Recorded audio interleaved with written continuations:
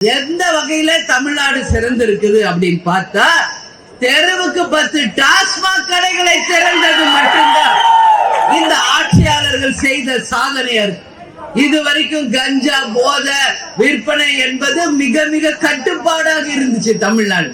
இதெல்லாம் நம்ம வட மாநிலங்கள்ல தான் கேள்விப்பட்டிருக்கோம். பஞ்சாப், பீகார், மத்திய பிரதேஷ் அங்கதான் இந்த மாதிரி.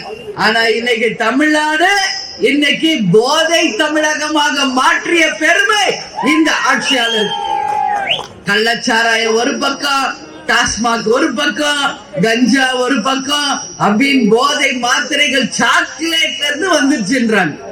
அப்போ பள்ளிக்கூடத்துல இருக்கின்ற மாணவர்களில் இருந்து வயதான முதியவர்கள் வரைக்கும் இன்னைக்கு இந்த போதை வஸ்துகளை பயன்படுத்துகின்ற நிலை தமிழ்நாட்டில் மிக மிக மோசமான ஒரு எதிர்காலத்திற்கான அச்சாரமாக அச்சப்படக்கூடிய ஒரு நிலையில் தமிழ்நாடு இன்னைக்கு இருக்கு. இந்த நிலை நிச்சயம் மாற வேண்டும். ஏன் உங்களை எல்லாம் மக்களை வறுமையிலே வச்சிருக்காங்க? ஏன் மக்களை போதையிலே வச்சிருக்காங்க? யாராவது யோசிக்கிறீங்களா? ஏன்னா அவங்களுக்கு யாரும் கேள்வி கேட்க கூடாது. எதை லஞ்ச ஊழல் அதை பத்தி கேட்க கூடாது.